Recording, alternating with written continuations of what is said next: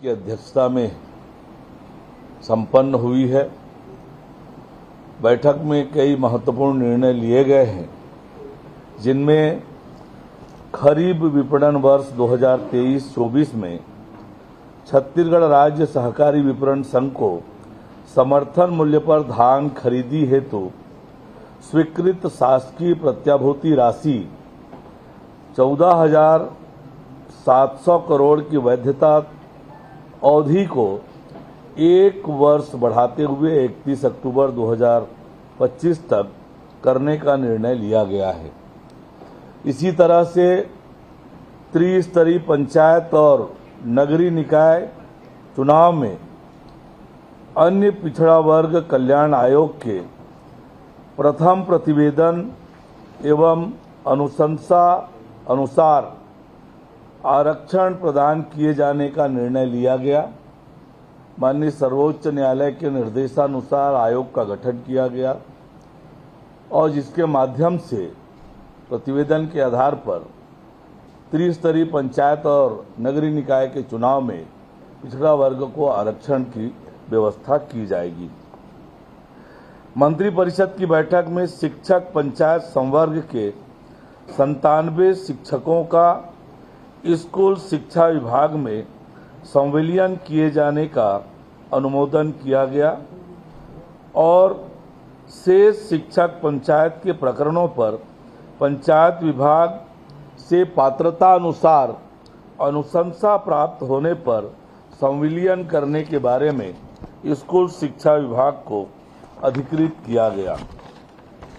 इसी प्रकार स्कूल शिक्षा विभाग के प्राचार्यों को वर्ष 2007 से 2019 तक प्रथम मतांकन के आधार पर प्रथम व द्वितीय समय वेतनमान स्वीकृत करने के लिए मात्र एक बार की छूट देने का निर्णय मंत्रिपरिषद ने लिया है। मंत्रिपरिषद द्वारा छत्तीसगढ़ राज्य की नई औद्योगिक विकास नीति 2024-29 के प्रारूप एवं प्रस्ताव का अनुमोदन किया गया।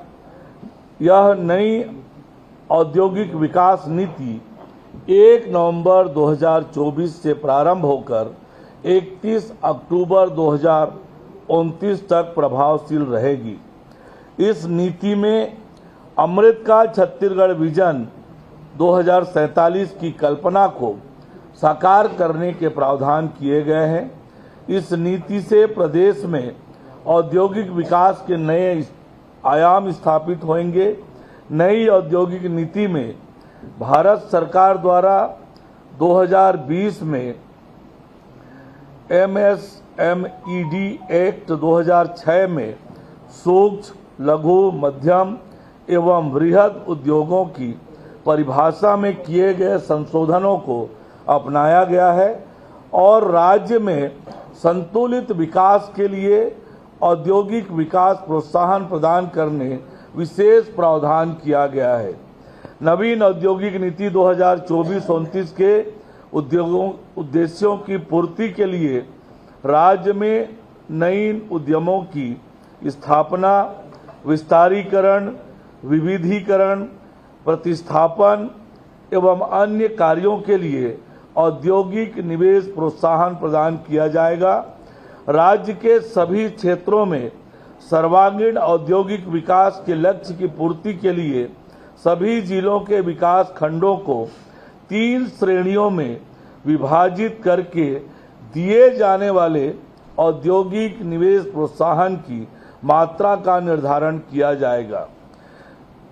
नई औद्योगिक विकास नीति में कोर सेक्टर के उत्पादों जैसे स्टील, सीमेंट, ताप विद्युत एवं एल्युमिनियम के लिए पृथक प्रावधान तथा राज्य की आवश्यकताओं को ध्यान में रखकर थ्रस्ट एवं सामान्य उद्योगों में विभाजित किया गया है। फार्मास्यूटिकल, टेक्सटाइल, फूड प्रोसेसिंग, कृषि उत्पाद संरक्षण जैसे इलेक्ट्रॉनिक उत्पाद, ITES आदि के लिए आकर्षक औद्योगिक निवेश प्रोत्साहन दिए जाने का प्रावधान रखा गया है ताकि ज़्यादा से ज़्यादा लोगों को रोजगार उपलब्ध हो सके। मंत्रिपरिषद की बैठक में अमृतकाल छत्तीसगढ़ विजन 2047 विजन डॉक्यूमेंट के प्रारूप का भी अनुमोदन किया गया। नया रायपुर अटल नगर में निवेश, रोजगार एवं बसाहट को प्रोत्साहन देने हेतु सूचना प्रौद्योगिकी उद्योग, स्वास्थ्य सेवाएं, शैक्षणिक संस्थान, इलेक्ट्रॉनिक्स एवं इलेक्ट्रिकल उद्योगों के विकास हेतु रियायती प्रीमियम दर पर भूखंड आवंटन की व्यवस्था करने का निर्णय लिया गया ताकि ज़्यादा निवेश आ सके और ज़्यादा लोगों को रोजगार मिल सके। ग्राम नियानार जगदलपुर, जिला बस्तर में एनएमडीसी के अधिकारियों कर्मचारियों हेतु आवासीय परिसर के निर्माण हेतु छत्तीसगढ़ गृह निर्माण मंडल को आवंटित 118 एकड़ शासकीय भूमि मंडल द्वारा सीएसआईडीसी को रजिस्ट्री के माध्यम से विक्रय की अनुमति प्रदान करने का भी निर्णय लिया गया। नया रायपुर परियोजना हेतु आपसी करार द्वारा निजी भूमि क्रय करने पर नया रायपुर अटल नगर विकास प्राधिकरण को 31 मार्च 2026 तक मुद्रांक शुल्क में छूट दिए जाने का निर्णय लिया गया। मंत्रिपरिषद द्वारा राज्य में राज्य आयुक्त दिव्यांगजन कार्यालय में राज्य आयुक्त के एक पद के सृजन का भी निर्णय लिया गया। मंत्रिपरिषद ने घोषणा पत्र के अनुरूप राज्य में मुख्यमंत्री तीर्थ दर्शन योजना प्रारंभ करने का निर्णय लिया गया। इसके द्वारा मोदी की एक और गारंटी सरकार ने पूरा किया है। इस योजना के तहत राज्य के 60 वर्ष या अधिक आयु के व्यक्ति, दिव्यांगजन, विधवा, परित्यक्ता महिलाओं को उनके जीवन काल में एक बार प्रदेश के बाहर स्थित चिन्हित तीर्थ स्थानों में से एक या एक से अधिक स्थानों की निःशुल्क यात्रा कराई जाएगी। इसके लिए 2024-25 के प्रथम अनुपूरक में 25 करोड़ रुपए का प्रावधान किया गया है। यहाँ यह बताना आवश्यक है कि वर्ष 2012 में मुख्यमंत्री तीर्थ यात्रा योजना शुरू की गई थी। इस योजना के तहत 2019 तक 2,47,000 हितग्राहियों को 272 यात्राओं के माध्यम से तीर्थ यात्रा कराई गई थी। वर्ष 2019 में इस योजना का नाम बदलकर तीरथ बरत योजना कर दिया गया था, परंतु 19 से 23 तक इस योजना के तहत तीर्थ यात्राएं नहीं हुई। मंत्रिपरिषद ने मुख्यमंत्री तीर्थ दर्शन योजना के नाम से इसे पुनः शुरू करने का निर्णय लिया गया है। मंत्रिपरिषद ने छत्तीसगढ़ के तकनीकी शिक्षा विभाग में भी राष्ट्रीय शिक्षा नीति 2020 को लागू करने का निर्णय लिया है। इससे छात्र छात्राओं को समग्र एवं लचीले शिक्षा प्रणाली के साथ ही गुणवत्ता युक्त शिक्षण की सुविधा मिलेगी। शोध और नवाचार को बढ़ावा देने के लिए अधिक संसाधन और सहयोग प्राप्त होंगे। उद्योगों को अधिक कुशल कार्यबल मिलेगा। मंत्रिपरिषद की बैठक में जनहित को देखते हुए अचल संपत्ति के अंतरण संबंधी दस्तावेजों के रजिस्ट्रीकरण फीस के युक्तियुक्तकरण का भी निर्णय लिया गया है।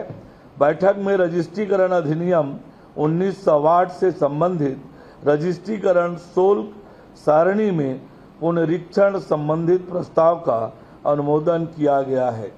साथ ही छत्तीसगढ़ नगर पालिका अधिनियम 1956 अध्यादेश 2024 के प्रारूप का अनुमोदन किया गया। छत्तीसगढ़ नगर पालिका अधिनियम 1961 अध्यादेश 2024 के प्रारूप का भी अनुमोदन आज की बैठक में मंत्री परिषद ने किया है। वो कौन से उद्योग हैं जिनको सबसे ज्यादा प्रोत्साहन दिया जाएगा, ऐसी कोई प्लानिंग की गई है? स्पष्ट रूप से जो छत्तीसगढ़ के हित के दृष्टि से ज्यादा रोजगार उपलब्ध करा सके और छत्तीसगढ़ राष्ट्रीय स्तर पर निवेश में आगे बढ़ सके, ऐसे ही हमने औद्योगिक नीति में प्राथमिकता का क्रम तय किया है। संपूर्ण छत्तीसगढ़ का औद्योगिक दृष्टि से विकास हो, इसलिए अलग प्रकार से विकास खंड वाइज रचना औद्योगिक नीति में बनाई है। सर एक सवाल सर, आज एसआई अभ्यर्थी पे सर मुहर लग गई। काफी साल से बच्चे प्रयास करते और आप लोग की सरकार और गृह मंत्री लगातार मिले रहते हैं, इस पर क्या कहेंगे? निश्चित रूप से सरकार लंबे समय से विचाराधीन था, न्यायालयीन प्रकरण होने के नाते, और लगातार इस विषय पर कई बैठकें हुई और बैठक करने के बाद सरकार ने निर्णय किया और एक तरह से हमारे इतनी बड़ी संख्या में नौजवानों को विष्णुदेव साय की सरकार ने दीपावली का तोहफा उन्हें दिया है। मैं सभी चयनित अभ्यर्थियों को बहुत बधाई और शुभकामनाएं देता हूं। आप सबको भी धनतेरस की बहुत बधाई, शुभकामनाएं।